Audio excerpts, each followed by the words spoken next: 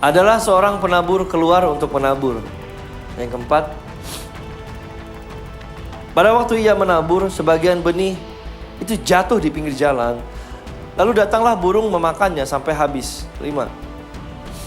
Sebagian jatuh di tanah yang berbatu-batu, yang tidak banyak tanahnya. Lalu benih itu pun segera tumbuh karena tipis tanahnya.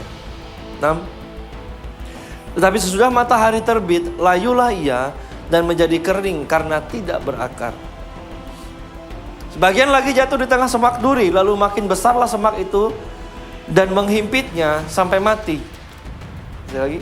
Dan sebagian jatuh di tanah yang baik lalu berbuah. Ada yang 100 kali lipat, ada yang 60 kali lipat, ada yang 30 kali lipat. Kembali ayat yang ke-7. Kita lihat. Dari ayat yang ke-3 sampai ke-4, 5 sampai ke-7 ini. Ini benihnya tipe benih apa? Ini benih yang tidak berkualitas. Dia kepengennya di ayat yang ke-8 benihnya. Coba lihat. Sebagian jatuh di tanah yang baik lalu berbuah. Biasa. Benih yang baik, benih taruh di tanah yang subur bisa hidup. Itu mah benih biasa, Pak. Bapak Saudara, kita melayani Tuhan saat ini. Kalau kita hanya bisa tumbuh dalam kondisi gereja seperti ayat yang ke-8, tanahnya bagus, gembalanya bagus, pelayan Tuhannya bagus, gerejanya bagus, jemaatnya rame, PK-nya gede, gajinya tinggi, kita bisa hidup.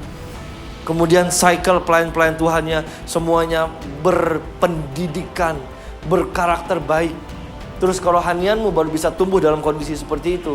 Dibanding dengan satu orang yang mungkin berada di sebuah gereja, masih ngontrak, contoh kayak kita. Jemaatnya sedikit, ya, pelayan Tuhannya ya begitulah. Ada yang cocok sama ini, ada yang gak cocok sama ini. Pokoknya aneh-aneh. Tetapi kerohanianmu bisa tumbuh. Pilih pelayan Tuhan yang mana? Hamba Tuhannya atau gembalanya, ya mode-mode tampang-tampangnya kurang lebih saya beginilah. Gak ada apa-apanya. Atau mungkin Bapak Ibu Saudara, kondisi gereja kita hancur-hancuran. Boleh dikatakan isinya dari pemimpin sampai ke pelayannya setan semua. Tetapi kita masih bisa tumbuh. Kita masih bisa terkoneksi sama Tuhan, tidak terganggu sama situasi apapun. Itu baru top pelayannya. Yang jelas katakan amin.